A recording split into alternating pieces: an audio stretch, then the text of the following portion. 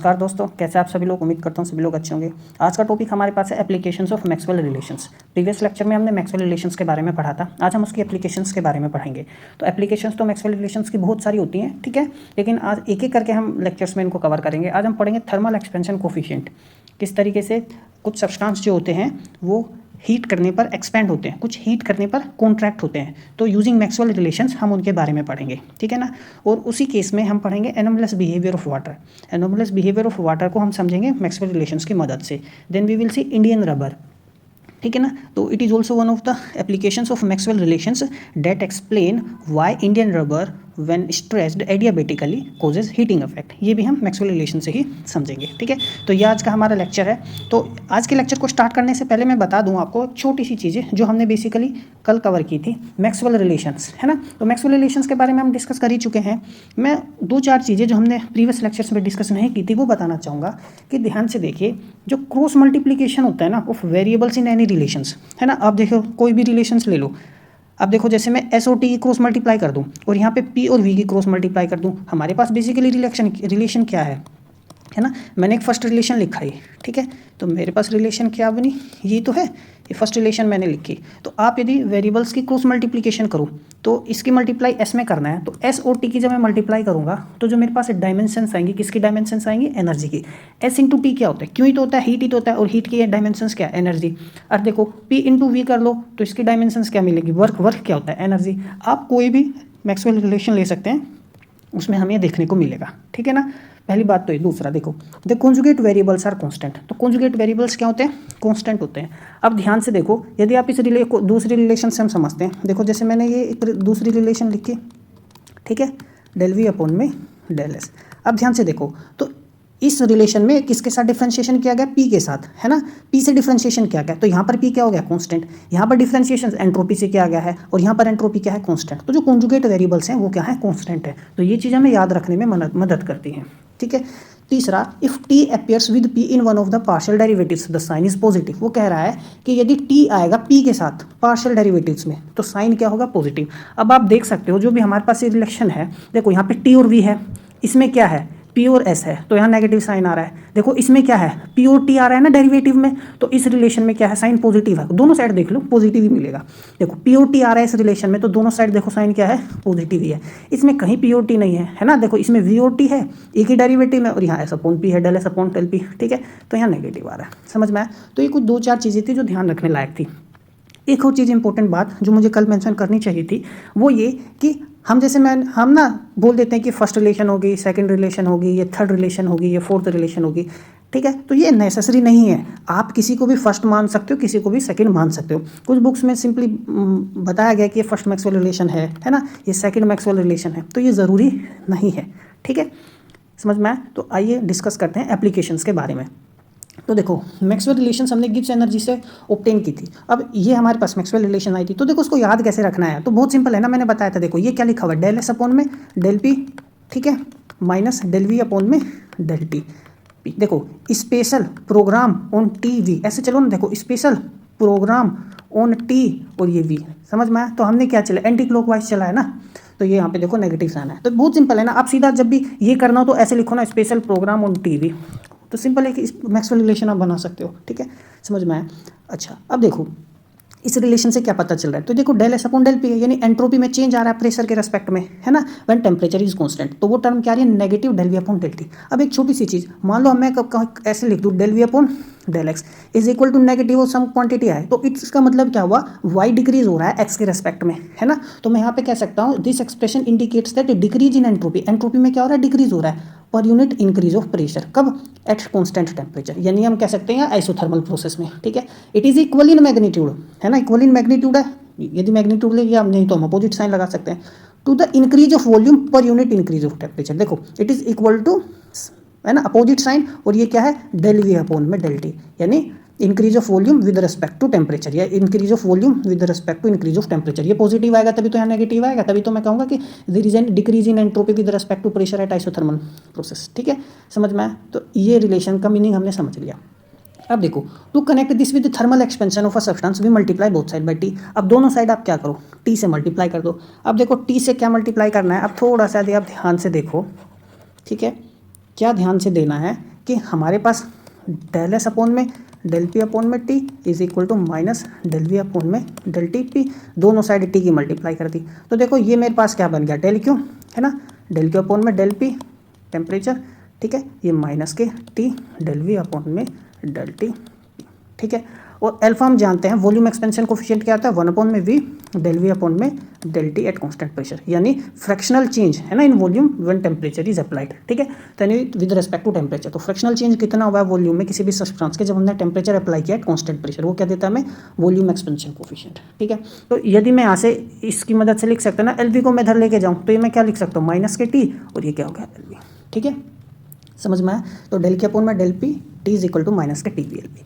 तो इस इक्वेशन से क्या पता चलता है कि जो हीट एक्सचेंज है ना ड्यूरिंग आइसोथर्मल प्रोसेस, यानी heat exchange during isothermal process है, देखो टेम्परेचर क्या है कांस्टेंट, तो जो हीट का एक्सचेंज हो रहा है ना with respect to pressure at isothermal temperature, वो isothermal process varies with pressure, vary pressure के साथ वेरी कर रहा है for a substance with a given thermal coefficient, है ना। बस समझ में आया मैंने क्या कहा, जो हीट एक्सचेंज होगा ना आइसोथर्मली विद प्रेशर, वो किस पर डिपेंड कर रहा है, वो थर्मल एक्सपेंशन कोफिशिएंट पर डिपेंड कर रहा है, या मैं कहूँ वॉल्यूम एक्सपेंशन कोफिशिएंट कितना है सब्सटेंस का, उस पर डिपेंड कर रहा है, ठीक है। अब वॉल्यूम एक्सपेंशन कोफिशिएंट भी पॉजिटिव भी हो सकता है, नेगेटिव भी हो सकता है। अब आप खुद सोचो, अल्फा की वैल्यू मेरे पास क्या है, 1 upon del V upon del T. यदि कोई सब्सटेंस टेम्परेचर बढ़ाने से उस सब्सटेंस का वॉल्यूम भी क्या हो जाए, इंक्रीज, तो देखो 1 upon V del V upon del T की वैल्यू तो पॉजिटिव आनी चाहिए, तो अल्फा क्या आएगा, पॉजिटिव आएगा ना, है ना। तो यानी with respect to temperature increase कर, मतलब टेम्परेचर इंक्रीज करने पर वॉल्यूम में क्या हो, इंक्रीज हो, तो अल्फा की वैल्यू क्या आएगी, पॉजिटिव। देखो जनरली ऐसा होता भी है, आप सपोज आयरन रोड लो, बेस्ट एग्जाम्पल समझने के लिए, आप आयरन रोड को ना टेम्परेचर बढ़ा दो तो वो मेल्ट हो जाएगी, उसकी वॉल्यूम बढ़ जाएगी, बेस्ट एग्जाम्पल समझ में। तो मोस्ट ऑफ द सब्सटेंस जो नेचर में हमें मिलते हैं ना, वो ऐसे ही होते हैं, कैसे कि टेम्परेचर बढ़ाने पर उनकी वॉल्यूम बढ़ जाती है, यानी जो हमारे पास एक्सपेंशन कोफिशिएंट होता है, वॉल्यूम एक्सपेंशन कोफिशिएंट वो पॉजिटिव होता है। तो यहाँ से हमें क्या पता चला कि पॉजिटिव एक्सपेंशन कोफिशिएंट यदि है तो मोस्ट सब्सटेंस के लिए होता है ये नेचर में जितने भी सब्सटेंस है ना मोस्टली वो पॉजिटिव एक्सपेंशन कोफिशिएंट होता है, थर्मल एक्सपेंशन पॉजिटिव है। तो इसका मतलब क्या हुआ, ध्यान से देखो, ये टर्म पॉजिटिव है, ठीक है, तो टेम्परेचर और वॉल्यूम तो ये तो पॉजिटिव रहेगा ही, तो ये टर्म पॉजिटिव है, यहाँ माइनस आ गया, तो इसका मतलब डेल क्यू पी तो नेगेटिव आ रहा है ओवरऑल, तो इसका वैल्यू कितना आ रहा है, लेस देन 0, ठीक है। तो इसका मतलब क्या हुआ कि ड्यूरिंग आइसोथर्मल कंप्रेशन, यानी आइसोथर्मल कंप्रेशन कहने का मतलब है मैं प्रेशर अप्लाई करूंगा, कब, जब टेम्परेचर कांस्टेंट रखूंगा, तो तभी तो कहूंगा कि आइसोथर्मल कंप्रेशन है ना, हीट मस्ट बी रिमूव्ड। अब देखो ये del Q upon del P negative ही तो आ रहा है, लेस देन 0, तो नेगेटिव आने का मतलब है किसी सब्सटेंस से ना, देखो किसी सब्सटेंस से क्या हो रही है, हीट निकल रही है ना, तो उसको हम नेगेटिव लेते हैं जनरली। तो ये नेगेटिव आ रहा है ना, समझ में आया, ये क्या आ रही है टर्म, नेगेटिव आ रही है, तो इसका मतलब हुआ जब हम प्रेशर अप्लाई करेंगे ना एट कांस्टेंट टेम्परेचर पर, ठीक है ना, तो जो हीट होगी उन सब्सटेंस से निकलेगी, हीट मस्ट बी रिमूव्ड, ठीक है ना, किन सब्सटेंसेस से, उन सब्सटेंसेस से जिनके लिए एक्सपेंशन कोफिशिएंट पॉजिटिव होता है, समझ में आया, टू मेंटेन कांस्टेंट टेम्परेचर। भाई आइसोथर्मल कंप्रेशन में ये तो है, ठीक है। In effect isothermal compression generates heat that must escape from the system, समझ में आया मैंने क्या कहा। देखो आइसोथर्मल कंप्रेशन हीट ही तो जनरेट कर रहा है, हीट क्या होगी, उन सब्सटेंसेस से निकलेगी तभी तो नेगेटिव है, यदि सब्सटेंस को हम हीट देंगे तो पॉजिटिव आएगा, पॉजिटिव टर्म आएगा, समझ में आया।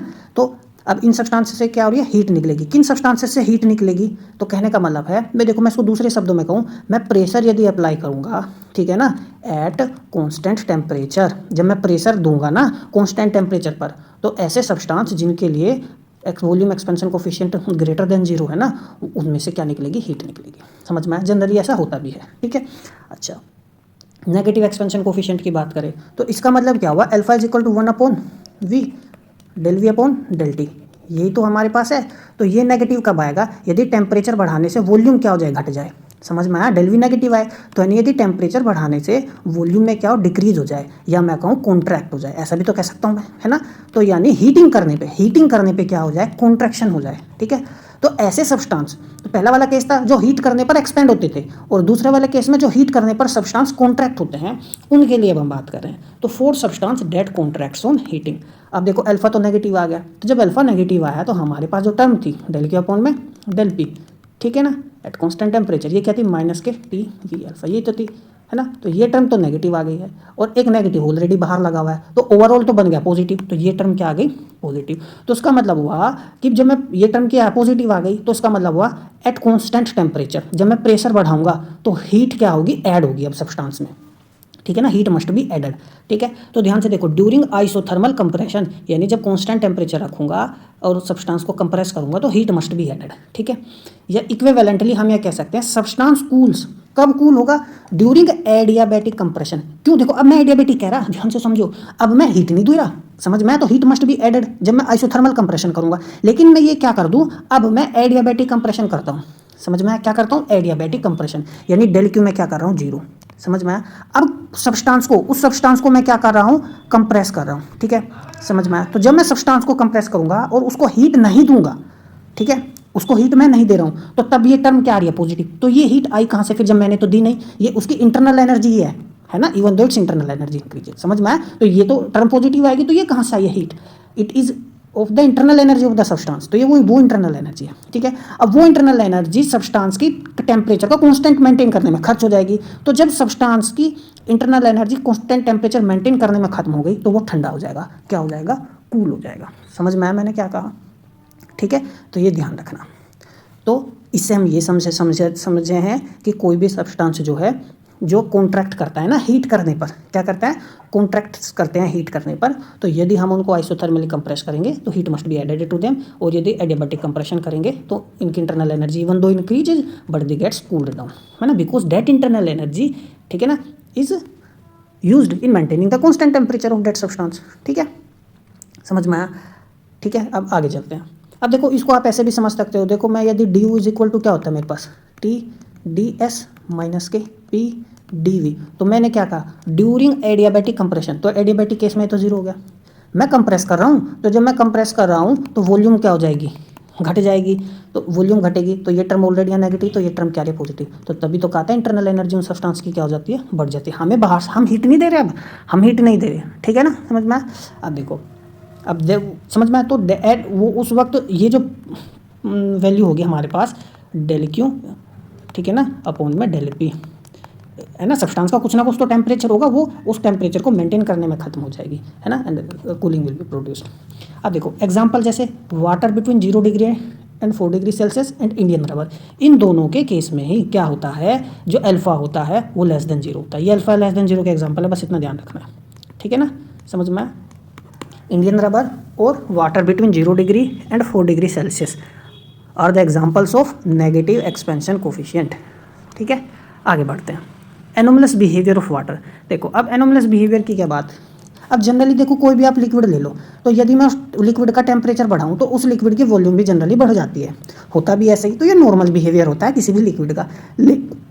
लेकिन वाटर के केस में क्या होता है, नेगेटिव एक्सपेंशन कोफिशिएंट आता है, किस रेंज में, 0 to 4। अब देखो यहाँ पे ये क्या है, वॉल्यूम है, और ये क्या है, टेम्परेचर। तो जब वो टेम्परेचर बढ़ाया तो देखो वॉल्यूम तो डिक्रीज हो रही, समझ में आया, ठीक है। तो वॉल्यूम डिक्रीज हो रही है जब टेम्परेचर बढ़ा है। तो देखो जो अल्फा की वैल्यू है, अल्फा क्या होता है, 1/v डेल वी अपॉन में डेल टी, ठीक है। अब देखो एट कांस्टेंट प्रेशर, तो ये एटमॉस्फेरिक प्रेशर पर सारी चीज़ हो रही है, इज कांस्टेंट। तो टेम्परेचर बढ़ाने से वॉल्यूम में डिक्रीज हो रहा है, तो वॉल्यूम डिक्रीज हो रही है मेरे पास, तो इसका मतलब है अल्फा की वैल्यू क्या आएगी, नेगेटिव आएगी, ठीक है। कब आती है, 0 डिग्री और 4 डिग्री सेल्सियस के बीच में, और यहीं पे वो क्या करता है, एनोमलस बिहेवियर शो करता है। यदि मैं 4 डिग्री के बाद बात करूँ तो 4 डिग्री पे देखो वॉल्यूम बढ़ेगी और टेम्परेचर बढ़ाने से, तो यहाँ वो नॉर्मल बिहेवियर शो करता है, ठीक है ना। क्या शो करता है, नॉर्मल बिहेवियर, समझ में। अब देखा, ध्यान से देखना है, तो एट 4 डिग्री सेल्सियस जो वॉल्यूम है ना सब्सटेंस की सबसे कम है, देखो है ना, कौन सा है, वाटर है ना हमारे पास। तो वाटर की जो वॉल्यूम है सबसे कम कहाँ पे है, 4 डिग्री सेल्सियस। तो डेंसिटी सबसे ज़्यादा क्या होगी, मैक्सिमम 4 डिग्री सेल्सियस पर ही होगी। तो डेंसिटी क्या है, मैक्सिमम है, ठीक है ना, समझ में। कब, एट 4 डिग्री सेल्सियस। अब देखो, तो ये चीज़ हमने बताया, तो वाटर जो है, if water at 0 degree Celsius is heated isobarically, its volume decrease, ये मैं बता चुका हूँ। 4 डिग्री सेल्सियस तक घटती है और फिर बढ़ने लगती है, ठीक है ना, समझ में आया। अब देखो, अब हमने क्या समझना है, 0 डिग्री से 4 के बीच में एनोमलस बिहेवियर है, तो अल्फा की वैल्यू नेगेटिव है। तो जब अल्फा की वैल्यू नेगेटिव है तो ये वैल्यू मेरे पास क्या आएगी, पॉजिटिव, क्योंकि ये किसके इक्वल होता है मेरे पास, है ना, डेल क्यू अपॉन में हमारे पास डेल क्यू अपॉन में del P T is equal to minus T V alpha. तो ये नेगेटिव है, ऑलरेडी नेगेटिव आ रहा है, तो टर्म आ गए पॉजिटिव। तो water below 4 degree Celsius cools on adiabatic compression, है ना। अब हम क्या करें, देखो एडियाबैटिक कंप्रेशन कर रहे हैं, समझ में आया। तो एडियाबैटिक कंप्रेशन में क्या होगा, कूलिंग होगी। अभी मैंने आप ऊपर भी आपको समझाया था, क्योंकि हम हीट तो प्रोवाइड करेंगे नहीं सब्सटेंस को, एडियाबैटिक कंप्रेस करें ना, तो जब हम उसको कंप्रेशन करेंगे ना, क्या करेंगे, कंप्रेस करेंगे उसको, तो हीट हम देंगे नहीं, तो क्या होगा, कूलिंग प्रोड्यूस होगी, ठीक है ना। तो ये टर्म हमारी ग्रेटर देन जीरो होगी, इवन तो इट्स इंटरनल एनर्जी इंक्रीजेस, है ना, क्योंकि टेम्परेचर को मेंटेन करने के लिए in that case some energy is used, ठीक है ना, वो इंटरनल एनर्जी होती है, which we have already discussed under the topic when we discussed what negative expansion coefficient, ठीक है। तो यही बिहेवियर जो है ना होल्मोर का एनोमलस थर्मल प्रॉपर्टीज़ का। और ये जो एनोमलस एक्सपेंशन है ना, यही स्टेबल स्लेयरिंग या स्ट्रेटिफिकेशन क्रिएट करता है वाटर बॉडीज में during winter, which allows aquatic organism to survive beneath the water, ठीक है। अब ध्यान से समझो कैसे। अब देखो ये क्या है, पोंड है, तो ये मेरा पूरा थिक आइस है, ठीक है ना, समझ में।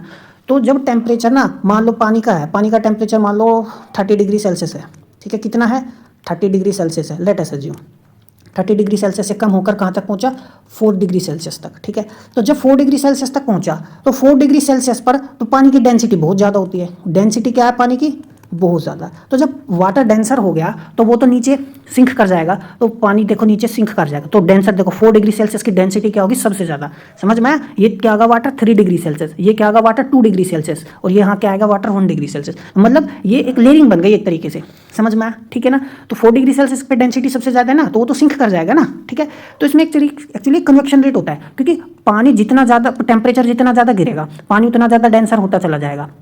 अब देखो अब ऐसे आओ तो डेंसिटी क्या होगी, वॉल्यूम घट रही है लेकिन डेंसिटी धीरे धीरे मैक्सिमम हो रही है, यहाँ सबसे ज़्यादा मैक्सिमम हो जाती है, तो एक कन्वेक्शन रेट स्टेब्लिश हो जाता है हमारे पास, डेंसर नीचे की तरफ शिफ्ट होने लगता है, और जो ठंडा पानी होता है वो ऊपर की तरफ, वो लाइटर होता है, वो ऊपर जाके शिफ्ट हो जाता है। और 0 डिग्री पर तो क्या हो जाता है, हम फर्दर जाएंगे, जब 4 डिग्री से हम जब और जाएंगे तो 4 डिग्री पे तो बर्फ जम जाएगा, क्योंकि ये तो लाइटर होता है ना, ये क्या लाइटर वाटर होता है, ये तो नीचे जाएगा नहीं, तो क्योंकि जो ठंडा पानी था वो धीरे धीरे ऊपर आ रहा है, जो डेंसर है whose temperature is greater than 0 degree, वो नीचे की तरफ आ रहा है। अब 0 डिग्री पर यहाँ पूरा बर्फ जम गया, है ना, या लेस देन 0 डिग्री पर पूरा बर्फ जम गया, तो एक थिक लेयर बन गई यहाँ पर।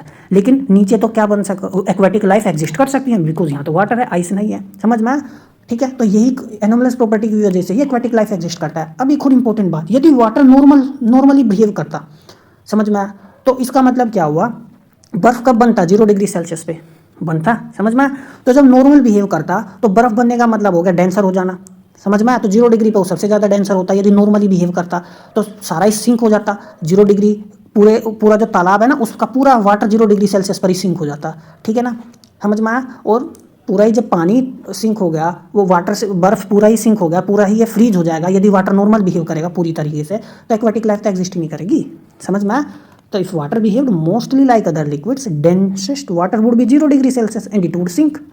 और जो बॉडी होगी वाटर, है ना, body of water would freeze from the bottom up, है ना, नीचे से ऊपर की तरफ पूरा फ्रीज हो जाएगा, और लाइफ एक्वेटिक लाइफ एग्जिस्ट नहीं करेगी, ठीक है। बात करते हैं देखो इंडियन रबर की।